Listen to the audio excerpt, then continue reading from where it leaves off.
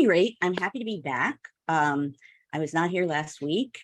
And thank you, Annie, and everybody else who was here and did continue on, since I did pre-record something so that we can have however many consecutive 100 and something. I think it's 121, but Carolee, have you put the number in yet? 21, somewhere around that. Yeah.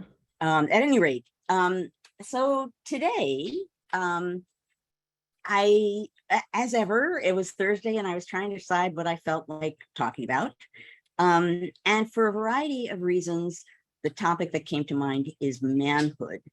And I talked about masculinity before. This is going to be different. However, before I go into that, I will look at my partner in crime, rushing from room to be here for us, who will explain the rules of the game. Well, it was my delight to rush, and it's always my delight to be here with all of our friends in our community.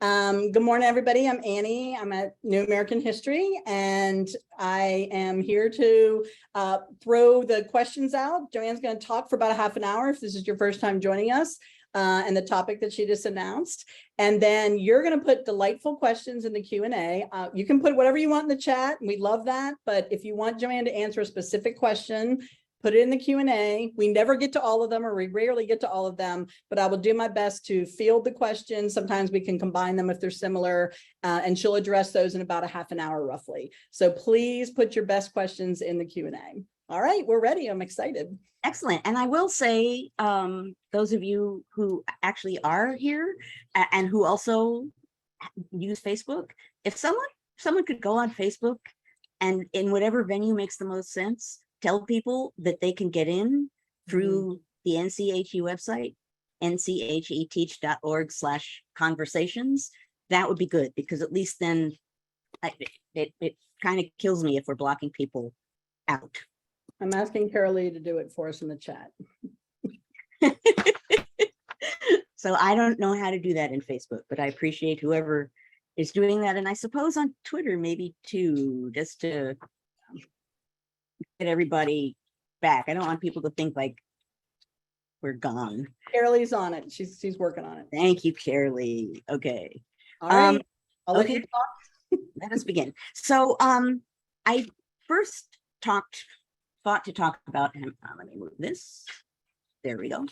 I first thought to talk about manhood, manly manhood, in part because I kept seeing advertisements for a book that Congressman Josh Hawley is going to be publishing, I think next year, called Manhood. Pretty direct. And as a scholar, as a historian who's really in my work interested in manhood and masculinity and how they shaped politics in the past, this of course caught my eye. Now, I decided on the topic and I announced the topic, and then I thought to myself, hey, wait a minute. I must have discussed this once before, and indeed I did, and I went to look that up. I discussed masculinity before, and I did talk about, and it's a couple months ago, I think, that I talked about masculinity. I talked about the kind of hyper focus on masculinity that appears to be floating around now. I think what's sparked my interest then was J.D. Vance piping up that at the trial of Rittenhouse for shooting people in Kenosha, Wisconsin, he was griping that we were punishing men for protecting their communities. This was a display of manhood, what he did. And obviously that would have sparked my interest in this topic, however many months ago that was, or could be last year even, I don't know. It's a while back. And at the time, I talked about how there were different ideas about what manhood is, and that that's true over time. I talked a little bit about Southern manhood, which I've certainly written a lot about. I talked about ties between manhood and leadership. And part of what I said is, and I could repeat this again today, obviously the link between politics and manhood, or politics and masculinity, is by no means new. So I'm not beaming in here today to say, oh my gosh, somehow manhood is involved in politics, right? That's eternal. And obviously has a lot to do with leadership and how people feel they either need to prove themselves leaders or what they can point to in others that will make them look like leaders. It's been more in the open in the age of Donald Trump because he's so aggressively promoted that sort of, I'm a manly man, and his followers too. Some of them actually just even recently, Tom Klingenstein, the chair of the Claremont Institute, said he wants Trump to run in 2024. In war, you must make a stand. For that, we need strong men. Trump is a manly man. That was another thing that made me think about this topic. So I'm swinging back around to it. But what I want to talk about this time is not necessarily how masculinity is being focused on. What I want to talk about today is a little bit more about the dynamics of that and what that suggests. And I'm going to look at a few moments in American history where, not the only moments by far, but certainly moments where just in my sitting and thinking about history this morning, they immediately came to mind as moments when masculinity was particularly in the foreground. Now, I have to start out by saying this is almost comical. So I still wince whenever I mention Twitter in any public venue. So I'm internally wincing again. But yesterday I tweeted, and I'm reading the tweet now. Speaking as a historian who has written about masculinity and politics in the past, future historians of this period will have an absolute bonanza of source material. Oh, the studies of threatened entitlement and desperate masculinity that could be written. Okay, that's pretty tame, right? I'm just like, wow, there's a lot of discussion of masculinity and manhood. And and I'm going to come back to this idea. There is a neediness and a fear built into that. And I'm going to come back to that at the end. But that's pretty tame. Like in the realm of Twitter, there's nothing about that that's snarky, right? It's like, wow, there's a lot of stuff happening now in the realm of manhood and masculinity, and people will have a lot to write about this someday when they look back. So not that many people responded negatively, but boy, some did. Men responded negatively. There's one person, and I didn't mention this on Twitter because I don't like sicking people on other people. I'm not interested in having people pile on to people, but there is a man who let me know that women weren't built for this kind of thing, that, women in positions of power are making the world a horrible place, and I should know my place and not say such things. And I mean, it was in that realm, and it pretty over the top. And hard in a sense not to respond and say, thank you for making my point. But I didn't. And someone else responded as well, and claimed that I wasn't thinking historically. At any rate, the fact that my tame little tweet, which I'm sorry, I just don't see the threat in it. It's just a woman saying there's a lot of talk about masculinity right now, and that was threatening, really did seem to make my point, that there are people who feel very threatened now. So let's look a little bit at the past and see a little bit about how this dynamic might have played out over time. The first thing that came to mind, and this is not surprising, is dueling, right? I became interested in dueling for a lot of reasons. One of the reasons was the logic of it. How does it make sense?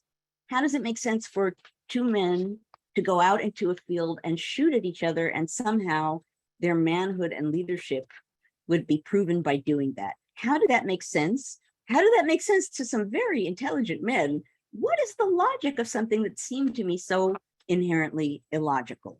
And when I initially studied dueling and I was looking at political duels, and in particular, I was looking in New York City,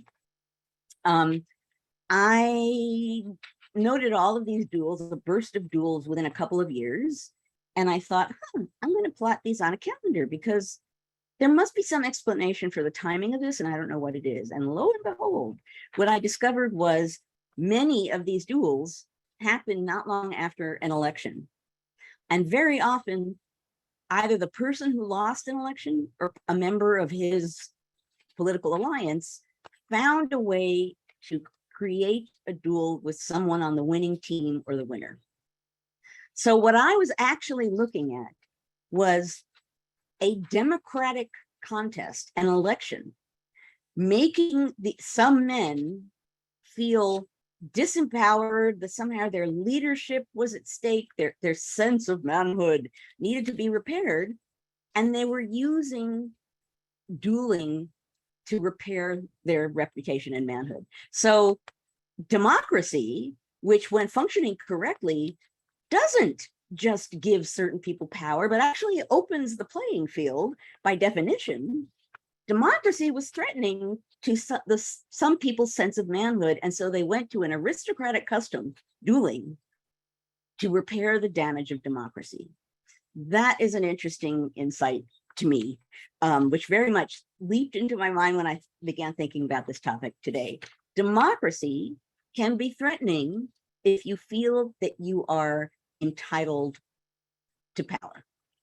Now, the next thing that jumped to mind was Abraham Lincoln's famous Lyceum address, which he gave at the Young Men's Lyceum in Springfield, Illinois in 1838. Some of you may know it.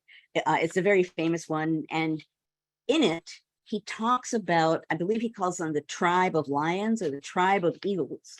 And what he's partly saying is, he's writing this in a period when, the War of 1812 has drifted away, and there isn't a war or something that immediately people can prove themselves in, prove their manhood. And what he says, among other things in this speech, is, let's see if I have it here.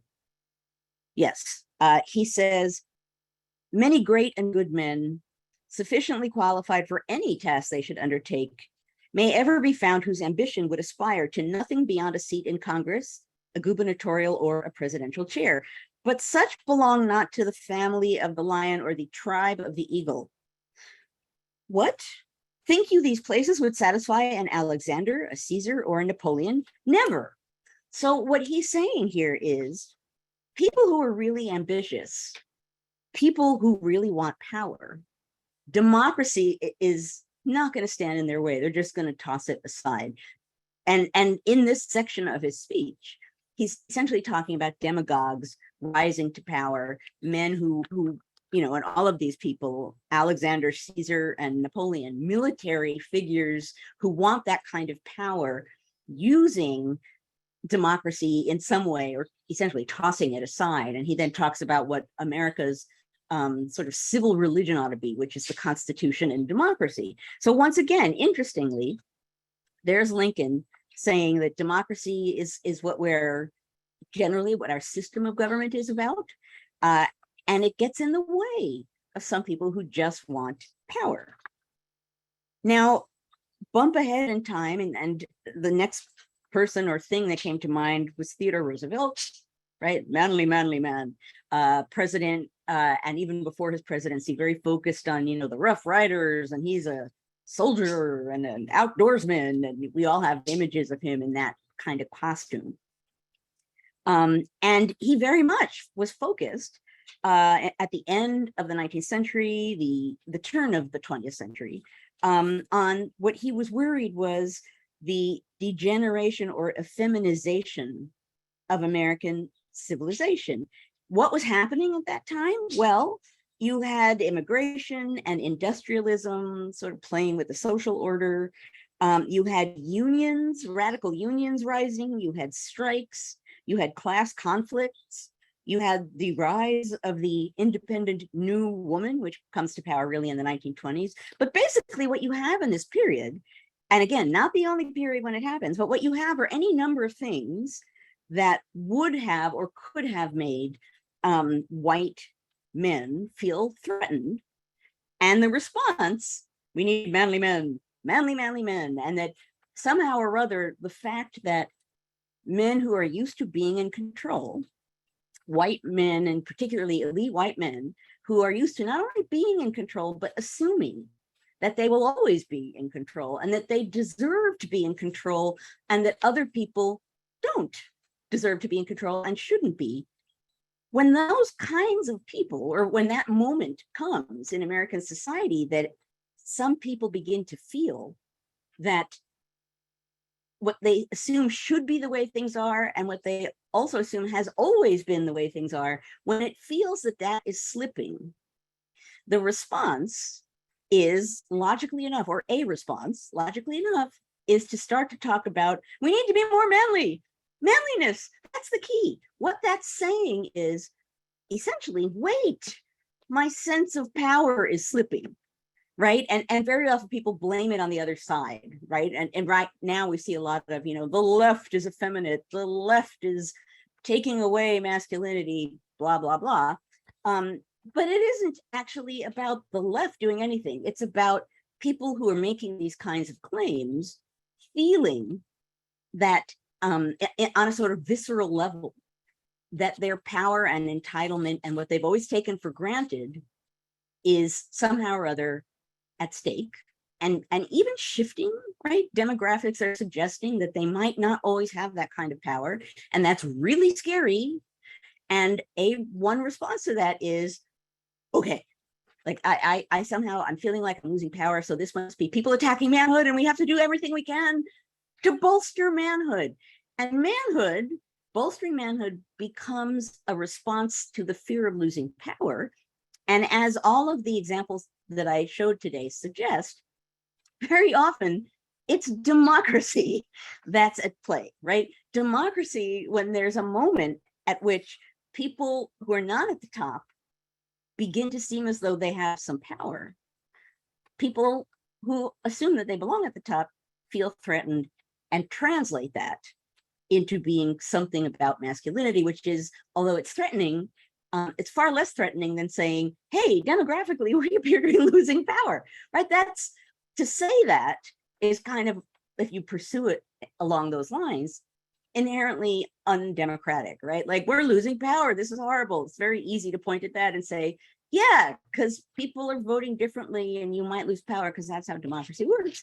Much easier and much spicier and much more attention grabbing to say there's a crisis of masculinity, and that will grab people, and people will have a visceral reaction to that. And along the lines of many things that people are grabbing at today, again, some people on the right are grabbing at today, it has that kind of a gut hold. And that's part of what it's intended to do, is to grab people, and they feel like, oh no, again, cultural in a sense. We're in a cultural crisis, a moment of cultural crisis, when really, in a way, what we're talking about, oddly enough, is demographics and power and entitlement, a sense of entitlement. So, that's, in a sense, where we are now. That's why there's all of this talk. That's why there's Josh Hawley's book about manhood, in which apparently, I have not seen the book, apparently he argues that the left is trying to deconstruct the American man, and that men should rise up to defend their shared culture. That's white nationalism, is what that is. And I won't talk about that today, but that's what that is. I don't know if you remember, I looked it up and then I didn't go into any detail because it was a little weird, but some of you might remember that on, I think, Fox, Tucker Carlson had some kind of a program on Fox that I don't know the name of it, but it was about manhood, and the image for it was some man standing naked on a rock with red light beaming on his genital area. You might remember that image, it's hard to forget. That was a documentary also saying the same thing. Manhood is in crisis. We need to do something to bolster manhood. So what I want to remind you here, I can see I'm moving towards running out of time.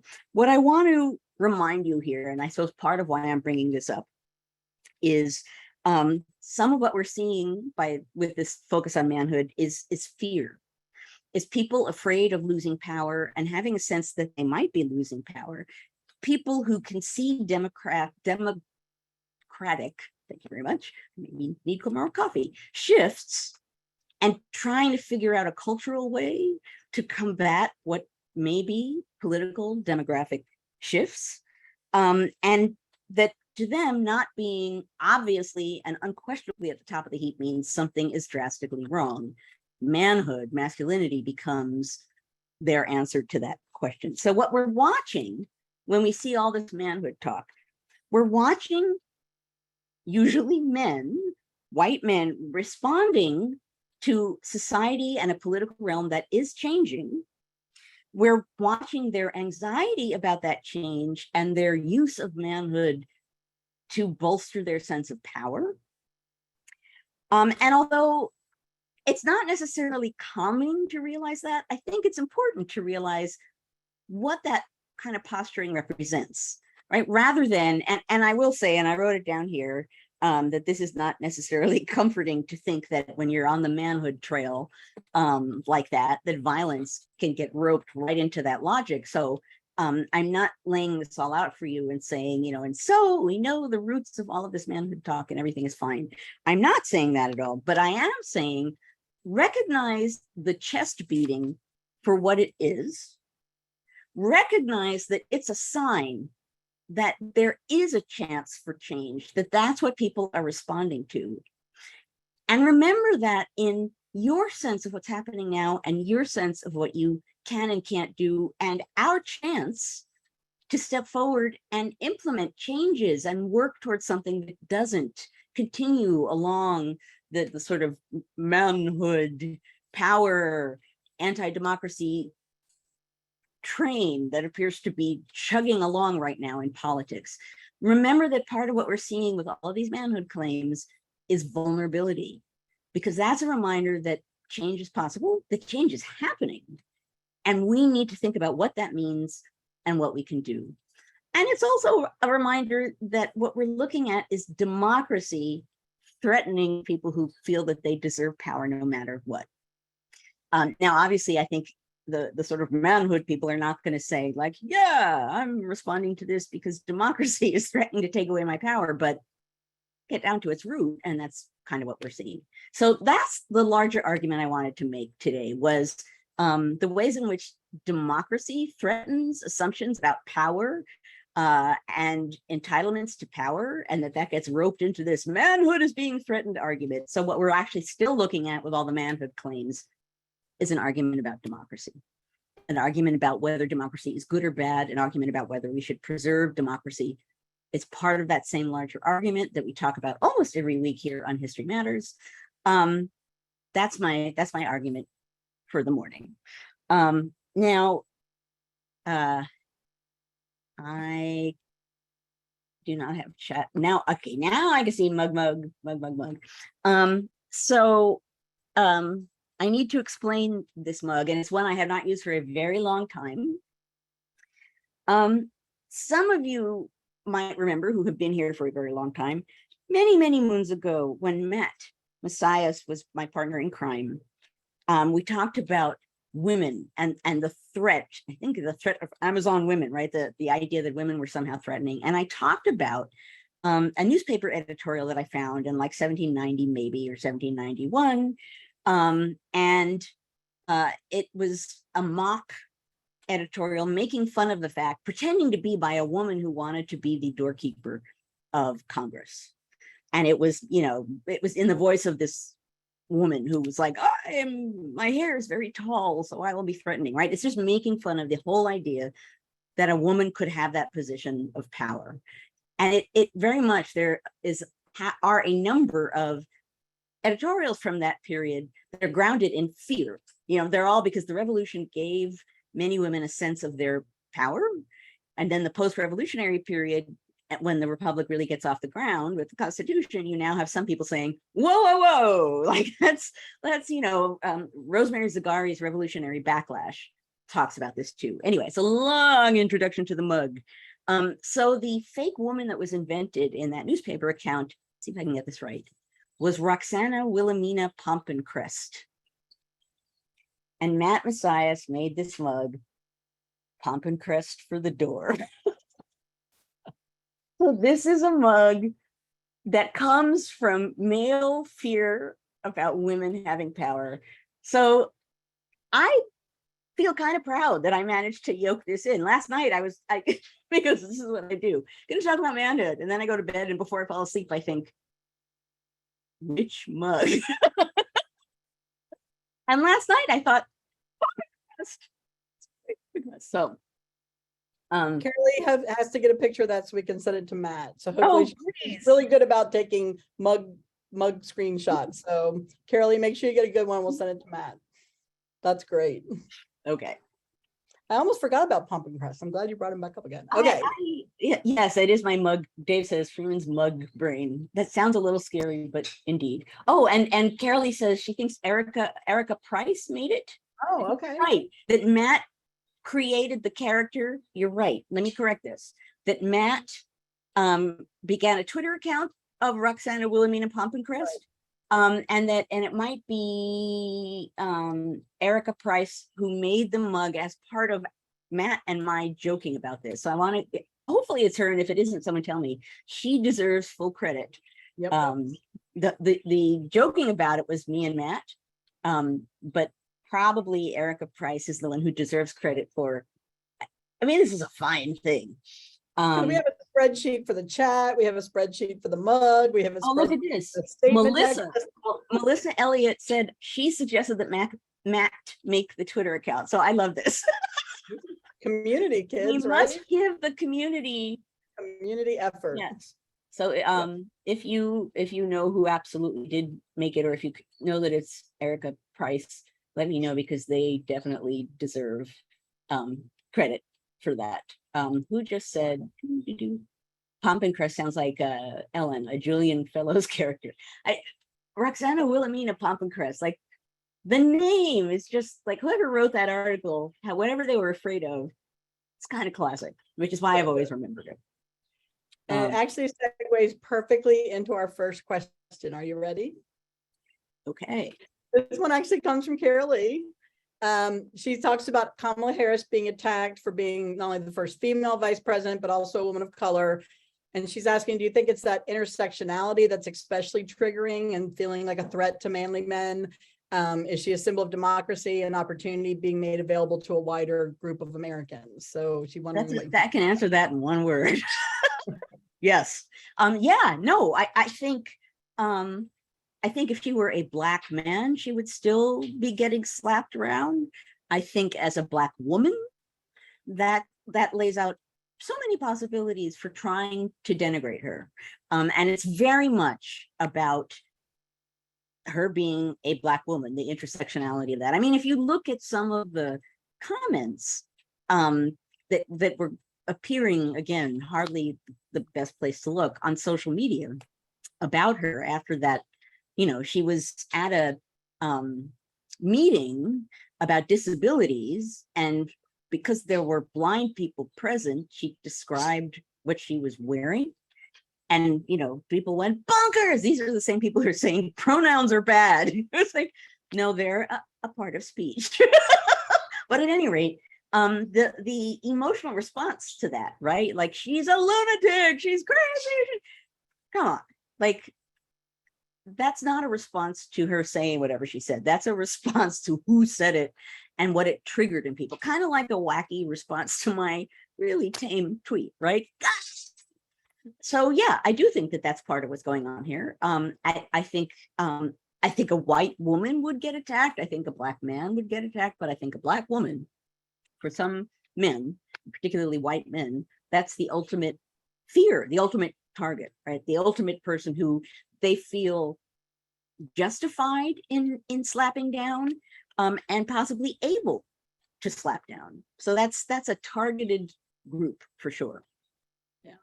So Scott is asking, in terms of contingency, I don't know if he's just doing that to get bingo, but in terms of contingency, what exactly is manhood? I think he wants you to give a definition. Okay, good. And I'm not going to say the C word right now, because now I don't know when people are trying to tempt me into giving the bingo. So I thought about that a little this morning, because you have masculinity and you have manhood. To me, and this might not be the classical definition because I did not look them up, so I'm now responding on a guttural kind of a level. Masculinity is a trait. Manhood is an idea. Manhood, I think, is a posture or an assumption about what is manly. Masculinity is more about how you're acting and what that means. So I think again, I'm not putting this swimmingly, but I think manhood is partly more about how you are seen as a man or not a man. And in that sense, it's a little fuzzier and a little bit more ethereal and a little bit less defined, sorry, than masculinity, which can also be, I mean, just an actual word describing something, right? Some things are more masculine than other things. You could have a, sociological report that says that and uses some form of measurement for that. So that's my, having not thought about it a lot, but it did come into my mind before I came on today, partial response to that question. I see Timothy, indeed, this why Republicans can't stop talking about masculinity is one of the things that I looked at this morning. And I think that I looked at when I did the earlier version of this that was approaching it in a different kind of way. Yes, the same thing applies to Stacey Abrams, for sure. Yeah. Right before you mentioned Tucker Carlson, I had put a link from Bunk. And it's really scary to go to the Tucker Carlson article and then see all the things it's connected to in Bunk. Like, that whole series was frightening. I said I would really love to do a history at the movies with you and Heather and some of your other friends live reacting to that, because it's frightening. Yeah, I looked at a little bit online and then I had to stop because nightmares. it was just the more I tried to gather information, the more it became weird and really weird. Really weird. Okay, we have a question from Gloria. Okay. She's asking if you can recommend a book that talks about emotion in politics or how emotions influence politics. Oh, related to this discussion. Oh, related to this discussion. Okay, well, this is a little bit removed from this discussion, but it's a book that I mentioned in my presidential address, and now will I be able to? Let's see. I'm gonna while we're here in live time, I'm gonna look it up.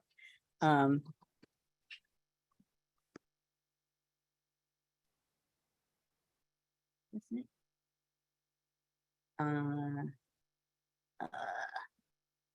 Okay, well, it's by, I believe, Michael Young, maybe. It's about my brain. Let me come back to you guys. I always tell people that my brain is like, I don't remember dates or names or anything, and that's why I'm a historian. It's on, this Freeman brain is not operating very well. It's on emotion and secession. I think both of those words are in the title, and I know you magical people. Tim will find it. Tim will find it. I believe it's emotion and secession, and it's obviously it's about the lead up to the Civil War. That same person wrote an article on the indignation meetings. There, Gloria. Yes, she was there. Gloria was there seeing my presidential address on purpose. Yeah, that was the one I mentioned during my presidential address. That same person wrote an article on indignation meetings in the North in response to Charles Sumner's caning in 1856, and just the name of them, right? Indignation meetings. Although so far I don't see anyone finding it. If we can't find it, I'll try looking it up after, because I'm sure I'm getting things wrong, because that's what I do when it comes to the names of books. But I think secession and emotion are in the title. And it's just interesting because it talks about, sectionalism and nationalism. And oh, Gloria, your posts are only going to panelists. Yes, that's right. Remember, everybody, that you should send your remarks to everybody, to everyone, I guess is what it says. What was I just going to say? It talks about sectionalism and nationalism, and how emotions about those things shape how people are politically and personally responding to the secession crisis. So I found that the whole idea of it really interesting, and it's pretty much what I spoke about in my presidential address last week. That the role that emotion plays in politics, and not just like people get emotional over politics, but really that emotion is a thread that shapes people's political actions in a concrete way, and that we need to think about that and thread that into our political histories in a way that maybe people haven't always done. And in my address, I talk about before the Civil War, and then I segue. There it is: emotional and sectional conflict in the antebellum United States. Thank you, Miranda. That is it. And the name of the author, so that I get it right. Oh, and Timothy got it too. I want to, yeah, let's see if someone puts the Woods. Michael Wood. Not Young. Okay, Michael Woods. Sorry, Michael Woods. I did say his name right in my presidential address. At any rate, it's to me really, really an interesting topic, and particularly right now, the way in which emotion is being used very explicitly to shape politics in a deliberate, strategic kind of way. I've talked about that many, many times, but it's a topic that we need to think about, and you guys are thinking about it all the time, because school board meetings more than we ever did. Definitely. Oh, and there's a tweet thread on my presidential address. Oh yeah, that's why I told you we were live. We were like cheering you on, even though we weren't in the room. There were two people that were live tweeting your presidential address. One of them, I think, is was one of my students. It was. Yeah. Okay, so the next question comes from Ellen. She says it used to be almost a requirement that presidential candidates have prior military experience. And she's wondering how that waned maybe around the time of Clinton. And is there any kind of correlation to that participation of women in the military now? Well, it's interesting. That goes all the way back. And when I say all the way back, I mean all the way back. So, I mean, John Adams was the first president that didn't have military experience, although at some certain times when he put on his president suit, he put on a sword, right? I'm the commander in chief. And I'm not sure that was too impressive looking. I'm sorry, John Adams. But when Jefferson was running for president, that one of the things that they threw at him was, he has no military experience and he ran from the British during the war. He's not a leader.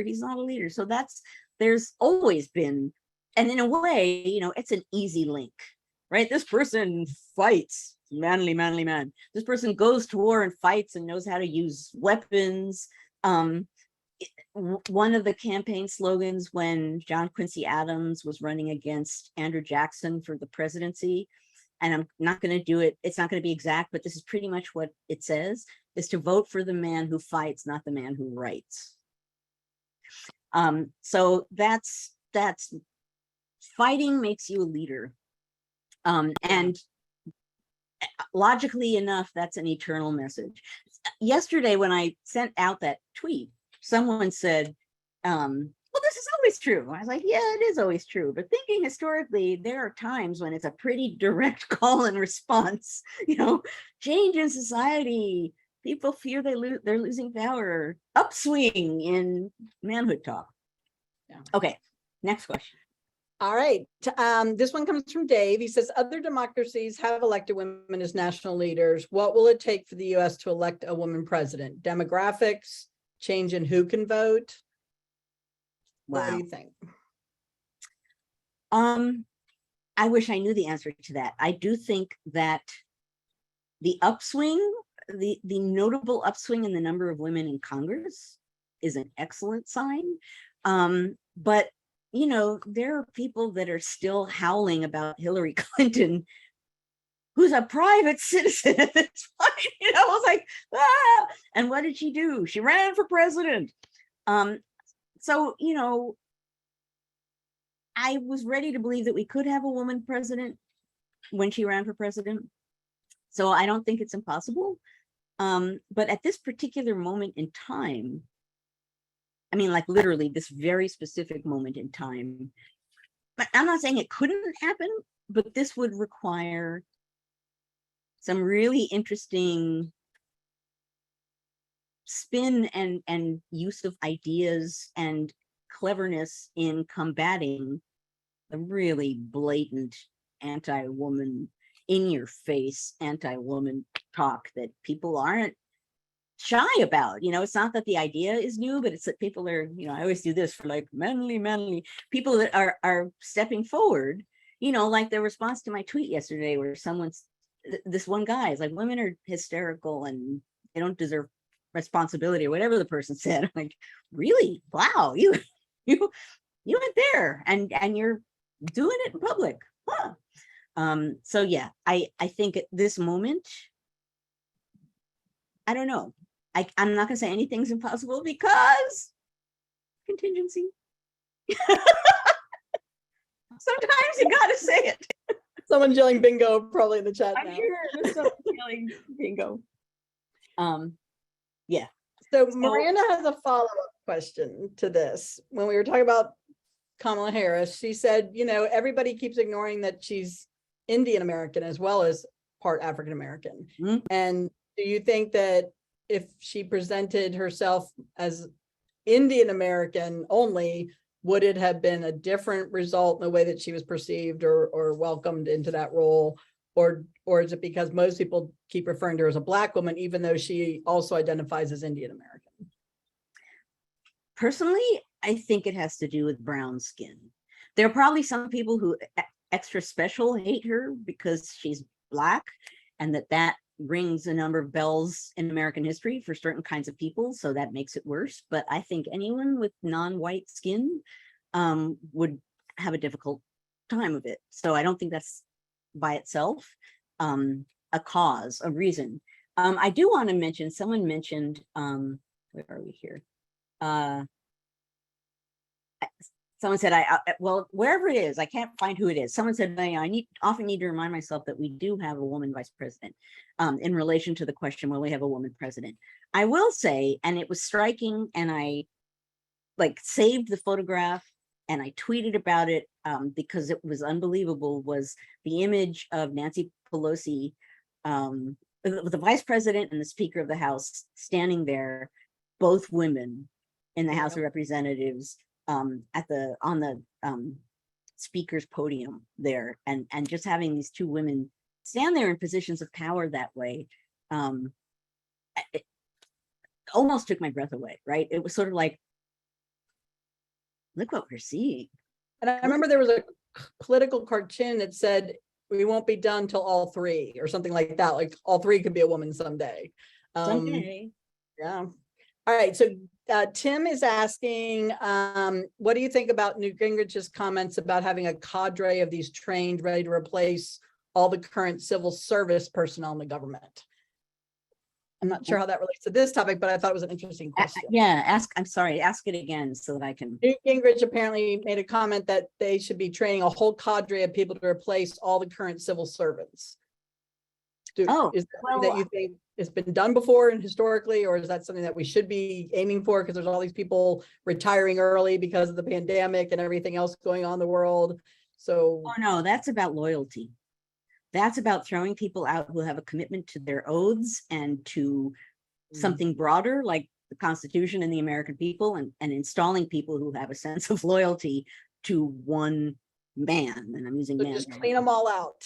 That's one little tint to what happened in January. Just clean them all out. Okay. That's power play. That's blatantly a power play. And again, anti-democratic, really. I saw this morning images of I'm going to decide if I want to go here. I'm going to save this for the after party, because I can be a little bit more political in the after party than I want to be here. So I'll just save it. Okay.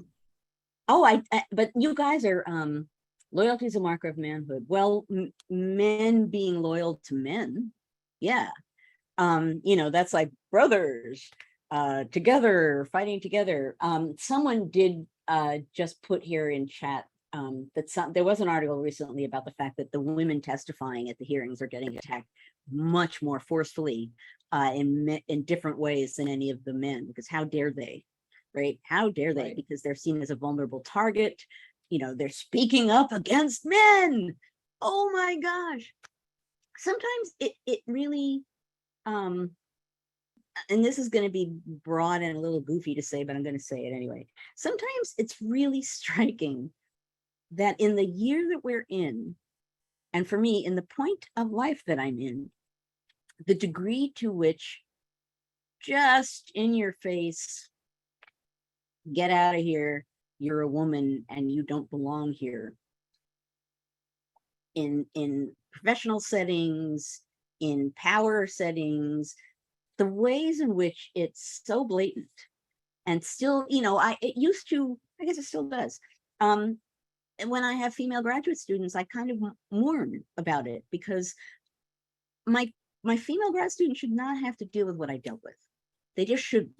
It's decades later, and I was very often the only woman in the room, at like symposia and things like that there were a whole bunch of political historian men and me, and there were all kinds of things about that were weird, and there were all kinds of things I had to do to sort of force my way in. And even after that point, I definitely will not go into this, but some of the things that men have done in public at events to try to shut me up, to humiliate me in front of a group of people, pretty, and there are people out there who could testify to this because they saw it happen.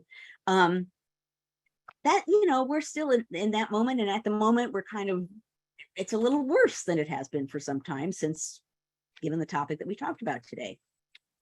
Help, help, men are losing power, we need to do something. Well, that kind of brings up Scott's question, which is, do you think the current obsession with masculinity and manliness is a way to distract from what the Supreme Court decision just did to strike down Roe v. Wade? I don't think it's a distraction. I think they're part of the same moment. I think it's sincere, despite the fact that I'm saying the manhood claims are about losing power. I think there's a sincere sense for many people that they're losing power, and that means that the golden view of America, right, the moment that men rule and women know their place, that's really slipping, right? Which in a sense it is, because democracy is representative, and it means that there can be change. So I think there's sincerity to that. I lost the second half of it. What was the question? Repeat it to me again. They were asking, did you think that this resurgence of everybody talking about masculinity and manliness was a way to distract us from the conversation about yeah. No, I think for some people it's sincere. I do think that some of the culture war things that people throw against the wall to see what sticks are in part a distraction. But I think Roe, the overturning of Roe, and talk about contraception and everything else that's floating around out there, that's all just smacking down women. That's what that's about. That's just like, on another thing, it's not just an image of American society. It's not just morality and religion. It's also about power and men and women. And so I think connecting the pieces about this moment, and pieces, things that give you a visceral response, right? That you're like, wait a minute. Sometimes those things, particularly as women, that's explicitly what the fact that you feel that shows just what they're doing is stripping power very deliberately and brazenly from women. All right, so this was one that Kay put in the chat. So Dale posted it in Q&A for Kay. So I'm gonna give them both credit. She says that the quote was, when they are used to privilege, equality feels like oppression. And they wanted you to respond to that. Yes, I think white men or men in power. Absolutely. Absolutely. If you really assume that you belong on the top of the heap, that's where you've always been and where you always should be, then anyone else who gets anything is attacking you. Which is how you get to democracy being a threat. I think that's absolutely true. I think, which is why I think in some ways, there's a little bit of hopefulness mixed into this message, because the freaking out about masculinity in part is a sign that people are feeling change. It's a backlash against the fact that there's change happening. Now, what happens in the end, I do not know, but that's part of what's going on here. So that's a hopeful way. As a matter of fact, Ed Ayers, 1,000 years ago, when I did the backstory podcast, actually when I was learning how to do the podcast, so like my first couple of days there, I don't remember what we were talking about, but Ed Ayers said something like, we're in this moment where it's a backlash moment. for white men. They're having it's a backlash moment when they're responding, and that means that there's actually change. And at the time I was like, oh yeah, and obviously it stuck with me. I think that's very true. It doesn't necessarily predict outcomes, but I think it's very true. Yeah. And I just put the wrong link. I was trying to put the backstory link in the chat and I put the wrong link. That's just some cool maps, kids, but I'll put it in the chat in a minute. Okay, so the maps are cool too. So Ellen says, would dueling be more common peacetime rather than wartime, or right after war, when men need to prove and assert their manhood? Interesting. No, because people in wartime did it. I mean, particularly soldiers, right? There used to be a theory that dueling began in America because the French joined the colonial / American forces and brought with them traditions about dueling, and young American men, some of them were made officers and others were not, and very often there was no difference in their social rank. It was just like some got made higher in rank and some got made lower in rank, and that sometimes you had these people fighting duels, young American men fighting duels because they were trying to argue about their status. I don't think that was necessarily purely a product of the French, because it predates them. But I do think within the Continental Army, young American men fighting each other to sort of figure out who's better than who. I do also think, though, and I thought this about after the Civil War, right, when I was working on my most recent book, and I was thinking, I got asked a lot, what happens after the war? Do Southerners come back and do the same thing? And they try to do the same thing, and that's quashed because now the Northerners are in power and they can basically say, as one does, do we really want to let this back into the Union? So the power dynamic has totally shifted. But still, there's a desire for that kind of that way of revealing and using power that just moves to the South and moves out of the national realm and goes back to where it can be displayed without a lot of pushback, which is in the South, which is the response to Reconstruction. Mm. So someone asked, is it a unspoken requirement that presidential candidates are tall for their time period? Is there any sort of correlation to height? That was one of Dale's questions. Does that seem more manly if you're tall and short people don't get elected as frequently or move into positions of power? I would think that there's some truth to that, but I can also tell you that would not have been so much of an issue in early America because very many people didn't know what presidential candidates looked like. No idea. And sometimes, there would be various engravings or things of showing images of people, but there are a lot of stories. I know offhand, at least 4 or 5 of them without even thinking very hard, anecdotes, and some of them seem possibly even true, of people like being in a carriage traveling somewhere and speaking very aggressively about politics, and then learning afterwards that the presidential candidate that they were talking about was sitting in the carriage with them and they just had no idea how that person looked like. Or there's a story about someone helping someone with a carriage that lost a wheel, and then after they discovered, like, it was Thomas Jefferson, actually, we're right near Monticello. Anyway, so people didn't know often, and they kind of knew that James Madison was a small guy, because he was a particularly small guy. But it'd be interesting. That would be an interesting project for someone. An interesting paper would be to track when appearance and particularly height becomes something that begins to be mentioned in presidential campaigns. That would be partly a technological switch, but it's a really interesting question. Yeah. And then Dale, kind of similar, is did men like Washington and others his time feel more threatened because they were presenting themselves as manly, versus the more bookish candidates like Jefferson and Madison? Oh, well, I don't think Washington. Washington had to feel threatened by much, because no matter where he was like the top of the heap, right? During the Revolution, he's commander-in-chief. After the Revolution, he's like the guy who won the war. But so the question is, generally speaking, rephrase. The academics versus the perceived manly men that were soldiers, and then you've got people like Jefferson and Madison that were considered more like they went to college and they were book smart versus street smart, I guess was what the kids would call it nowadays. Right. I don't think that was as much of a division in the early period. When I talked about John Quincy Adams versus Andrew Jackson, that's a slightly later period. That's the rise of real party democracy, parties battling each other, and Jackson, a fighting man, a duelist, for some people being the ideal candidate. That's a generational shift in politics. And so it makes sense that that's a slightly later thing that people begin to harp on. Again, what becomes interesting, and I don't know the answer to this, is how that evolves over time, after, like, I don't know, from the mid 19th century beyond.